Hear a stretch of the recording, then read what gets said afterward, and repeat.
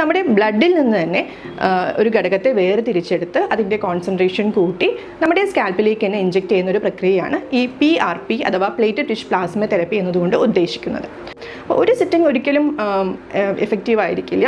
Minimum ഒരു 4 to 6 sittings ഒരു മാസം ഇടവേളകൾ ചെയ്യുന്നതാണ് PRP ഏറ്റവും ഫലപ്രദമായി വരാനുള്ള ഒരു ഷെഡ്യൂൾ എന്ന് പറയുന്നത്. ഇതിൻ്റെ കൂടെ മെഡിക്കൽ തെറാപ്പിയും ഈവൻ ഹെയർ ട്രാൻസ്പ്ലാന്റേഷൻ പോലുള്ള സർജിക്കൽ തെറാപ്പിയും ചെയ്യാവുന്നതും ആണ്. PRP യൂഷ്വലി ഒരു ഓഫീസ് പ്രൊസീജിയറാണ്. അതായത് ഒരു മാക്സിമം നമുക്കൊരു 1.5 hours മാത്രമേ PRP ചികിത്സയ്ക്ക് ആവശ്യമുള്ളൂ. അതിൽ മെയിൻ ടൈം നമുക്ക് ഈ PRP സ്പിന്നിങ്ങിന് വേണ്ടി, അതായത് നമുക്ക് ഈ ബ്ലഡ് ഡ്രോ ചെയ്തിട്ട് അതിനെ കോൺസെൻട്രേറ്റ് ചെയ്യാനുള്ള ലാബ് പ്രൊസീജിയേഴ്സാണ് കൂടുതൽ ടൈം എടുക്കുന്നത്.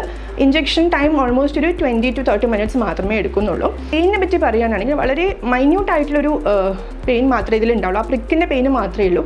അതും യൂഷ്വലി വളരെ തിന്നായിട്ടുള്ള ഹൈപ്പോഡെർമിക് നീഡിൽസ് വെച്ചിട്ടാണ് ഈ പ്രിക്ക് ചെയ്യുന്നത്. നോക്കുമ്പോൾ വളരെയധികം സേഫ് ആയിട്ടുള്ളതും പെയിൻലെസ് ആയിട്ടുമുള്ളൊരു പ്രക്രിയ തന്നെയാണ് ഈ PRP ചികിത്സ.